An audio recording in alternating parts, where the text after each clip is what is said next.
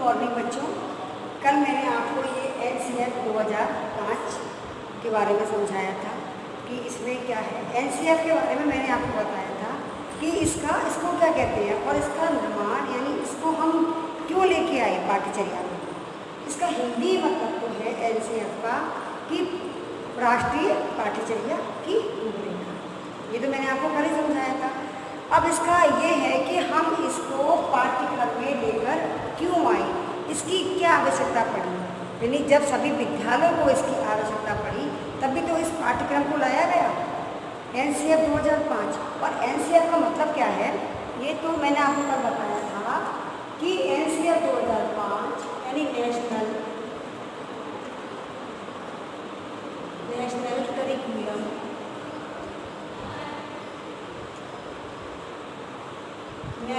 Curriculum framework, ये तो इसकी फुल फॉर्म है।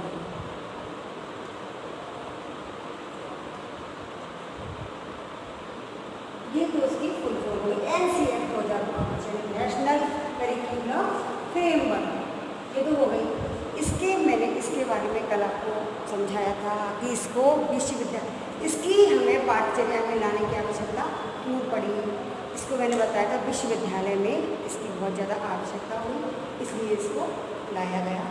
और इसमें था एनसीईआरटी में कि बढ़ते हुए बोझ की प्रक्रिया, जिसे बिना बोझ के पढ़ने की प्रक्रिया समावेशित किया था कि बिना बोझ के पढ़ाने की, इसे बिना बोझ के सीखने की, शिक्षा बिना बोझ सीखने की प्रक्रिया। इसके अंतर्गत इस पाठ्यक्रम को एनसीईआरटी के द्वारा इसमें शामिल किया गया। यानी एनसीईआरटी के द्वारा इसको शामिल किया गया और इसको फिर इसमें शामिल करके फिर इसको राष्ट्रीय पाठ्यचर्या की रूपरेखा 2005 को तैयार किया गया, जिसे केंद्रीय सलाहकार बोर्ड द्वारा इसको स्वीकार कर लिया गया। इसलिए हमको इस प्रक्रिया को इस पाठ्यचर्या में लाया गया। अब इसके बाद हम ये कहते हैं कि इसमें मैंने कल आपको पॉइंट्स भी बताए थे। कल हमारे 5 पॉइंट्स हुए थे। फिर इसमें अब इसका आगे आता है हमारा छठा पॉइंट, सामाजिक भावनाओं का समावेश। छठा पॉइंट आता है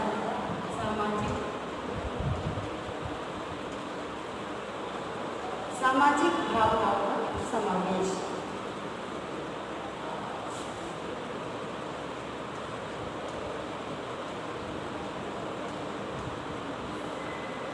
सामाजिक भावनाओं का समावेश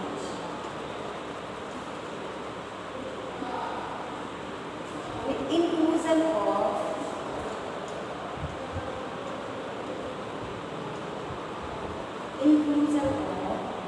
social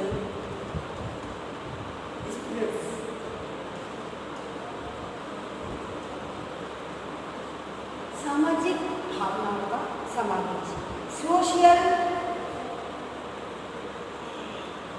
inclusion of social spirits भावनाएं। तो राष्ट्रीय पाठ्यक्रम संरचना, इसको तो मैंने आपको बताया था कि नेशनल करिकुलम फ्रेमवर्क में हमारे जो टॉपिक मैंने कल कराए थे, कल मैंने आपको 5 टॉपिक पढ़ाए थे। आज हमारा छठा टॉपिक आया है सामाजिक भावनाओं का समावेश। तो इसमें समाज के प्रति हमारी भावनाएं कैसी हो सकती हैं। अगर समाज के प्रति हमारी भावनाएं अच्छी हैं, जैसे हमें सामाजिक एकता को बनाए रखना है। सामाजिक भावनाओं में सामाजिक एकता है, भाईचारे की भावना है, धर्मनिरपेक्षता है, किसी के प्रति ईर्ष्या की भावना न रखना, सभी के साथ समान व्यवहार करना, ये सभी जो आती हैं सामाजिक भावनाओं के अंतर्गत आती हैं, जिससे हमारे समाज का उत्थान हो।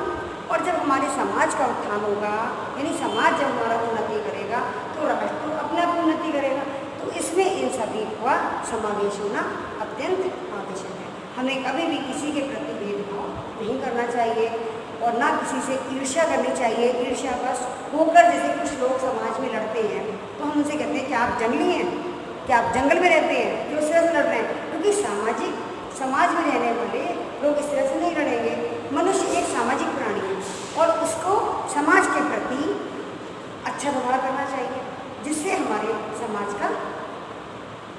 का उत्थान हो। और समाज के उत्थान, जब हमारे समाज का उत्थान होगा तभी तो हमारे राष्ट्र का निर्माण होगा। फिर अब हमारा तीसरी बात में अगला पॉइंट आता है राष्ट्रीय एकता का समावेश। नंबर 7, राष्ट्रीय एकता का समावेश।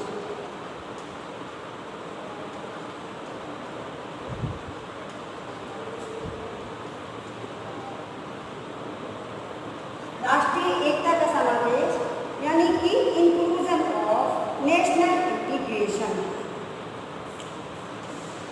Inclusion of national integration.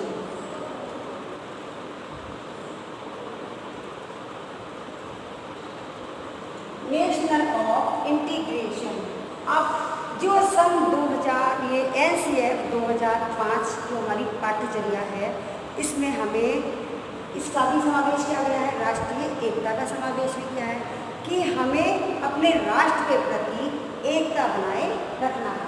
इसको हमें क्या करना है कि सभी संभव है, ये इन प्रयत्नों को सम्मिलित किया गया है जिससे राष्ट्रीय एकता और अखंडता दोनों ही बनी रहे। राष्ट्रीय एकता और अखंडता दोनों ही बनी रहे, जिससे समाज का विखंडन ना हो। यदि हमारे समाज में राष्ट्रीय एकता नहीं होगी तो क्या राष्ट्र का विकास संभव है? नहीं। अगर राष्ट्रीय एकता नहीं होगी तो हमारे राष्ट्र का विकास संभव नहीं हो सकता। इसलिए हमें इन सभी बातों पर ध्यान रखते हुए राष्ट्रीय एकता के विषयों को प्राथमिक स्तर से स्थान दिया जाता है। हमारा परिवेश और हमारा समाज भी इसी पर आधारित है। जैसे कि छात्रों में राष्ट्रीय एकता के बीज प्रारंभ से ही अंकुरित होते रहे। हमें शुरू से ही उन्हें राष्ट्रीय एकता के बारे में एकता का पाठ पढ़ाना चाहिए, जिससे बच्चों के अंदर राष्ट्रीय एकता के प्रति इसके बीज बचपन से ही अंकुरित होते रहे। किसी प्रकार की कोई प्रॉब्लम नहीं आनी चाहिए। अब हमारा अगला आता है रुचिपूर्ण शिक्षा का समावेश। अगला टॉपिक आता है हमारा इसमें रुचिपूर्ण। नंबर 8, रुचिपूर्ण।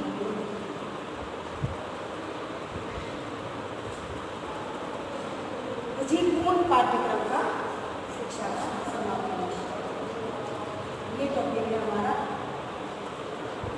समावेश।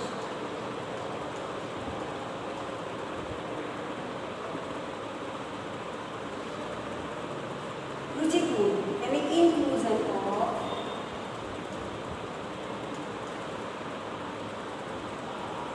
रुचिपूर्ण यानी इंटरेस्टिंग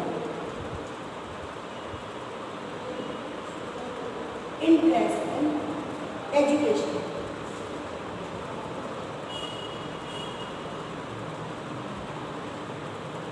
इसमें हमारे पाठ्यक्रम कैसे होना चाहिए? इसमें किस पाठ्यक्रम का निर्माण किया गया है?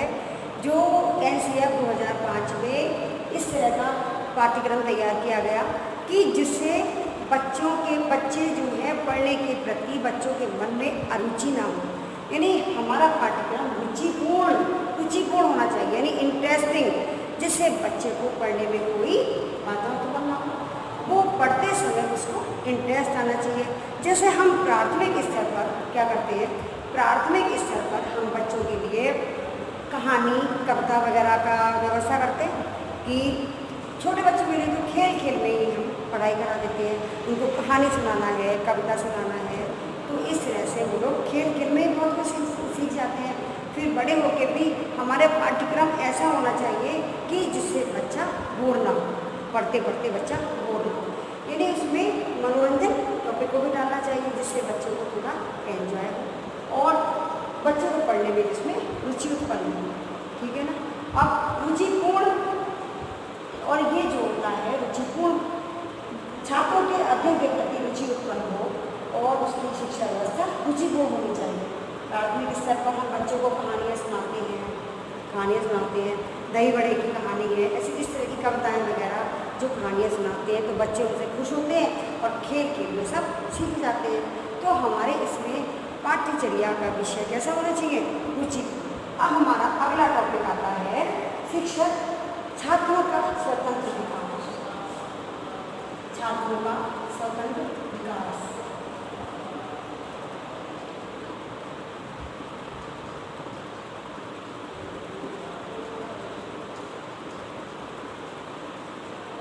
यानी छात्रों का स्वतंत्र विकास, इसमें आएगा free development of student. Free development में फ्री डेवलपमेंट ऑफ स्टूडेंट्स।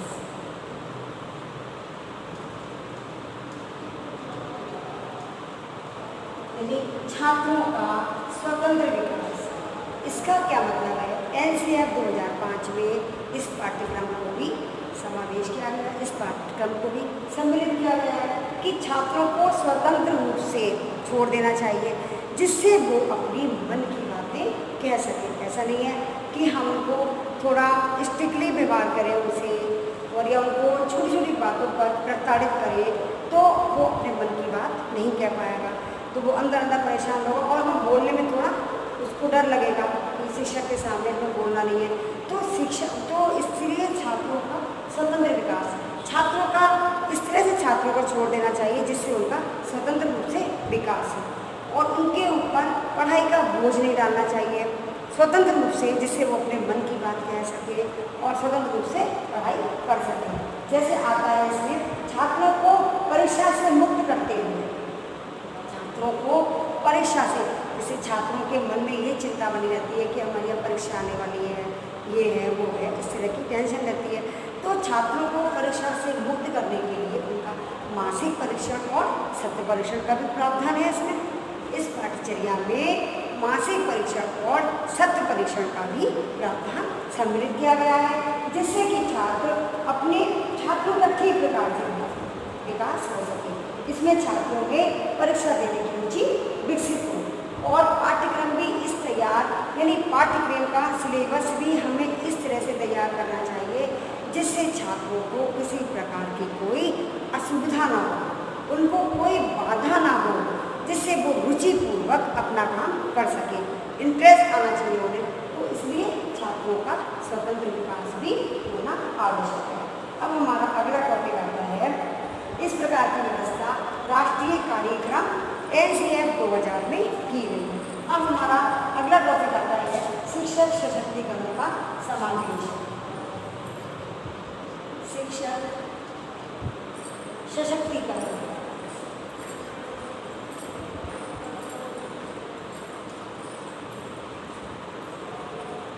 शिक्षक सशक्तिकरण, सशक्तिकरण का विकास, शिक्षक सशक्तिकरण का समावेश।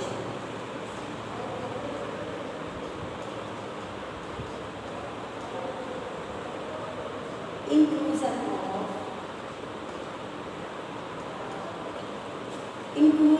ऑफ शिक्षक सशक्तिकरण, inclusion of teacher empowerment, teacher empowerment, यानी सशक्तिकरण। सशक्तिकरण से क्या तात्पर्य है? एनसीईआरटी 2005 में सशक्तिकरण से क्या तात्पर्य है? इसकी पूरी आधारशिला शिक्षक ही, इसकी पूरी आधारशिला है। शिक्षक के ऊपर ही सब कुछ डिपेंड करता है कि शिक्षक किस तरह का पाठ्यक्रम को अपनाए और किस तरह से छात्रों को विद्या प्रदान करे। तो ये सब कुछ यानी शिक्षा की, इस टॉपिक में हमारे शिक्षा की आधारशिला है। तो वह आधारशिला जो शिक्षा व्यवस्था को विकसित और प्रभावी आधार प्रदान करती है। तो इसलिए शिक्षक को आत्मविश्वास के प्रति प्रेरित करना चाहिए कि शिक्षक को स्वयं ही, यानी सेल्फ डिपेंड होना चाहिए उसका आत्मविश्वास ऐसा होना चाहिए कि हम जो कर रहे हैं वो ठीक प्रकार से बच्चों को समझा रहे हैं, यानी उसके अंदर सेल्फ कॉन्फिडेंस होना चाहिए अपना आत्मविश्वास। तो ये शिक्षक सशक्तिकरण का समावेश जो इसमें किया गया है, तो इसको इसीलिए पाठ्यक्रम निर्माण में शिक्षक प्रतिनिधियों का भी सहयोग लिया है, यानी और भी लोगों की इसमें सहभागिता आती है। अब हमारा इसमें अगला टॉपिक आता है अभिभावकों की सहभागिता। अभिभावकों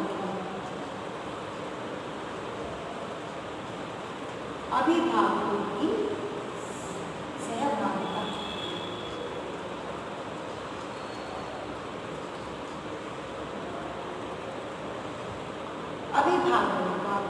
अभिभावक यानी इसमें अभिभावकों का भी सहयोग जरूरी है।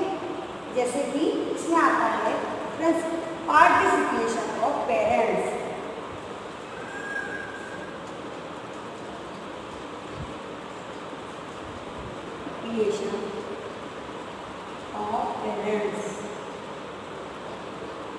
अभिभावकों की सहभागिता, इसमें अभिभावक का भी विचार को सम्मिलित किया गया है।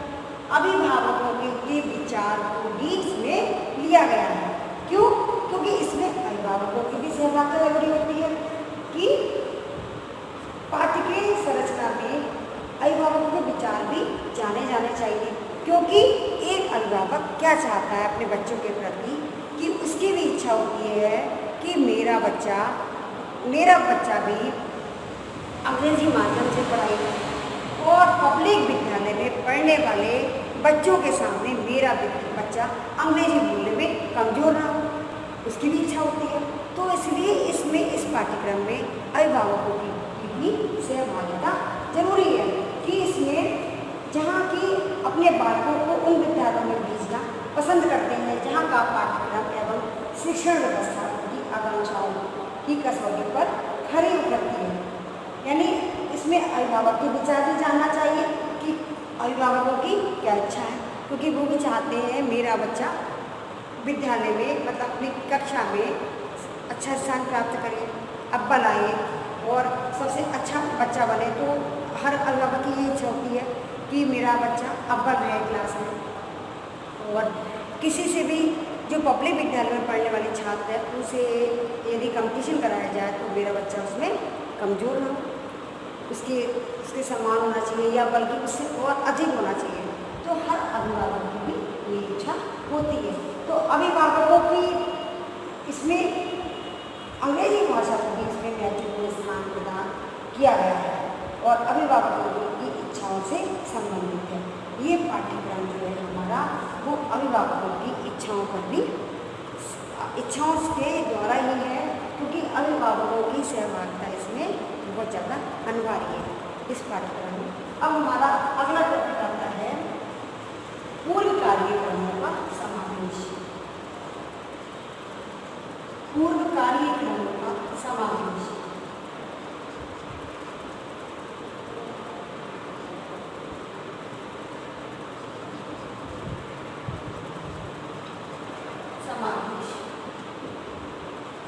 इसमें आता है इंक्लूजन ऑफ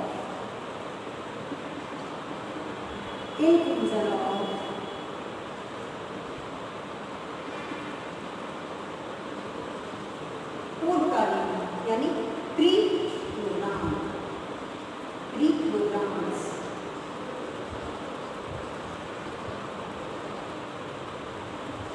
यानी पूर्व में जो प्रोग्राम होते हैं कि पूर्व कार्यक्रमों का भी समावेश किया गया है NCR 2005 में।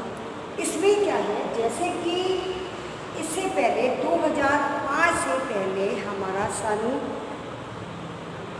1988 में पूर्व कार्यक्रम राष्ट्रीय शिक्षा नीति थी 1988 में। उसके बाद में हमारी सन 2000 में वो राष्ट्रीय नीति थी, राष्ट्रीय शिक्षा थी 2000 में। उसके बाद में 1993 में जो पूर्व कार्यक्रमों में जो 2005 से जो पहले थी, तो उसमें जो हमारे कार्यक्रम जो हमारे अधूरे छूट गए थे वो सन 2005 में पूरे कर दिए गए हैं। जैसे कि मैं आपको बता रही हूँ कि 1988 का राष्ट्रीय पाठ्यक्रम, 2000 का पाठ्यक्रम और 1993 1993 और 1993 का पाठ्यक्रम था बिना बोझ के सीखना। कार्यक्रम में महत्वपूर्ण बिंदुओं को समावेश किया गया है और इसके साथ साथ जो इस कार्यक्रम में जो उपरोक्त कार्यक्रम में जो छूट गए थे उनको भी इस कार्यक्रम में सम्मिलित कर दिया गया 2005 में। जो पहले हुए थे हमारे पूर्व कार्यक्रम, जो पहले हमारे कार्यक्रम हुए थे 1988 में, सन 2000 में राष्ट्रीय पाठ्यक्रम, फिर उसके बाद 1993 में जो हुए थे, तो उनमें जो चीज़ें छूट गई थी हमारी, जिनको पूरा नहीं कर पाया था, उसको सन 2005 में NCF 2005 में सम्मिलित कर दिया गया है, जिससे 2005 NCF 2005 एक अच्छी तरह जो सन 2005 एक समग्र और पूर्ण विकसित कार्यक्रम है, जिसमें कि इसमें शिक्षक को, छात्र को और अभिभावक को सभी को संतोष प्रदान होता है। यानी ये तीनों के लिए संतोषप्रद है, यानी शिक्षक के लिए, छात्र के लिए और अभिभावक के लिए, ये इन लोगों के लिए संतोषप्रद है। ठीक है ना। अब हमारा अगला आता है 13 कक्षा कक्ष व्यवस्था का विचार। कक्षा कक्ष व्यवस्था पर विचार। कक्षा कक्ष व्यवस्था पर विचार। ये हमारा क्या आता है? View on classroom management. View on classroom management. Classroom management.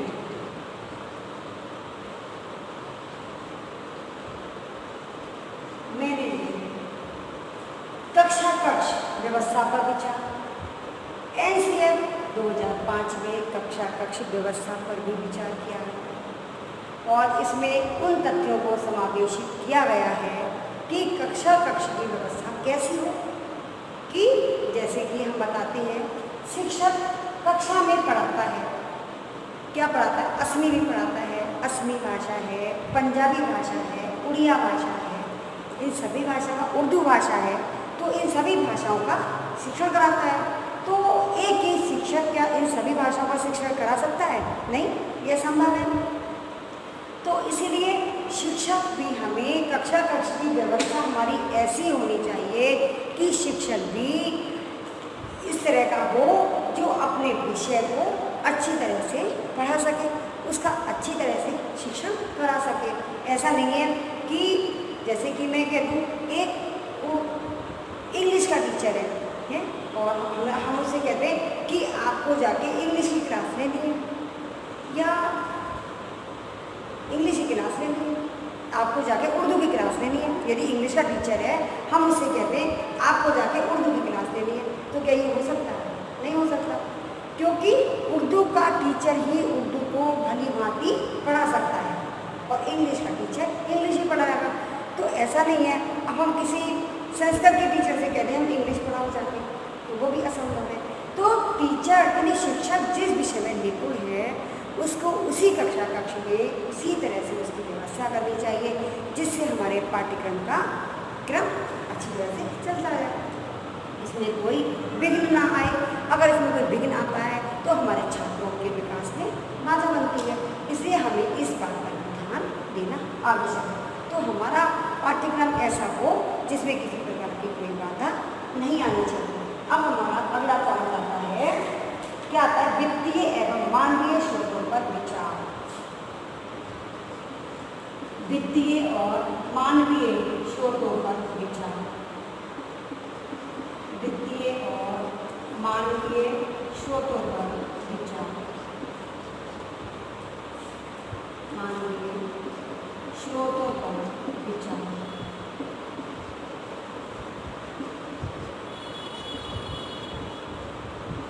ये आता है हमारा वित्तीय। वित्तीय क्या होता है?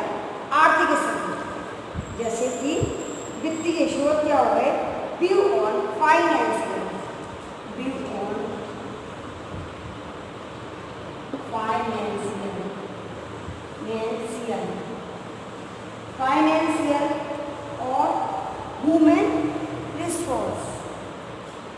डेवलपमेंट ह्यूमन रिसोर्स सोर्सेस,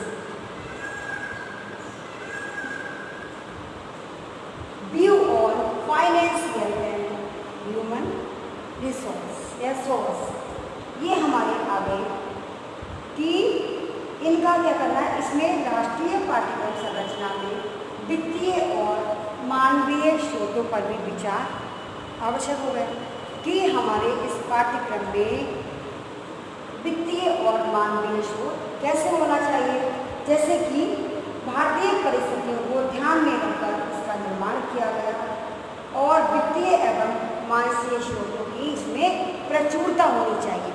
इस NCF 2005 में वित्तीय और मानवीय स्रोतों की भी प्रचुरता होनी चाहिए, जिससे इसकी संरचना भली भांति हो सके। अब हमारा अगला टॉपिक आता है, मैं आपको ये रख कर दे रही हूँ, अब मैं यहाँ से लिख रही हूँ।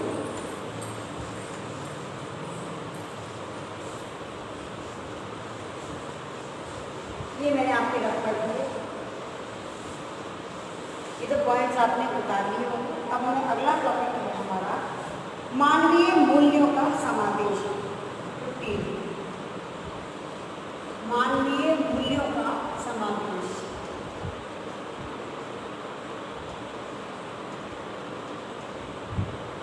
मानवीय मूल्य, मानवीय मूल्यों का समावेश।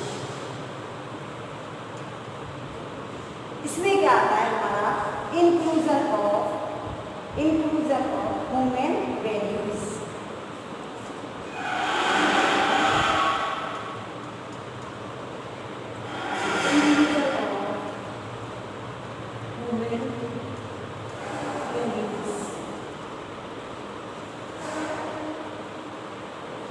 ह्यूमन वैल्यूज, मानवीय स्रोतों, मानवीय मूल्यों का, ह्यूमन वैल्यूज, मानवीय संस्कृति में मानवता और नैतिकता का महत्वपूर्ण स्थान है। यानी इस पाठ्यक्रम में मानवीय मूल्यों का समावेश किया गया है, मानवीय मूल्यों का भी महत्वपूर्ण स्थान। इसमें मानवीय मूल्य और नैतिक शिक्षा की प्रति, नैतिक शिक्षा में तो ये जो बच्चों को नैतिक शिक्षा कराई जाती है, इसमें है होता है हमारा चोरी नहीं करना, झूठ नहीं बोलना, बड़ों का सम्मान करना, बड़ों के चरण स्पर्श करना, अपने जो घर में हमारे बुजुर्ग होते हैं उनका सम्मान प्राप्त, उनका आशीर्वाद देना, हम उनके चरण स्पर्श करके तो उनका आशीर्वाद लेते हैं। तो ये सभी बातें नैतिक शिक्षा के अंतर्गत आती हैं।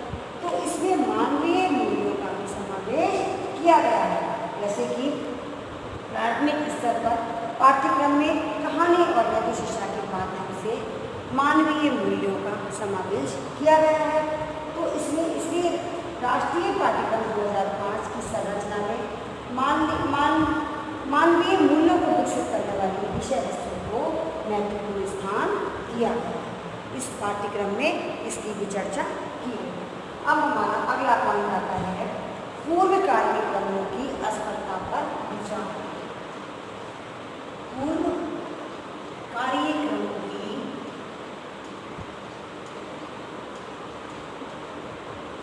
पूर्व कार्यक्रमों की असफलता पर विचार।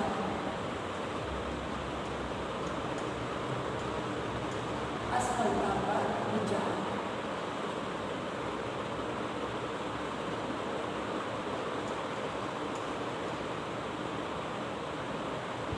पूर्व कार्यक्रमों की असफलता पर विचार। इसमें क्या आता है हमारा कि view on failure of pre program. View on failure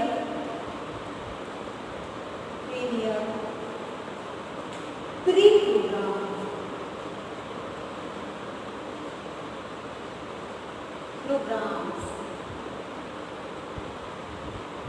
programmes ये आते हैं हमारे पूर्व कार्यक्रम। जो पहले कार्यक्रम हुए थे, मैंने जो अभी आपको बताया था 1988 में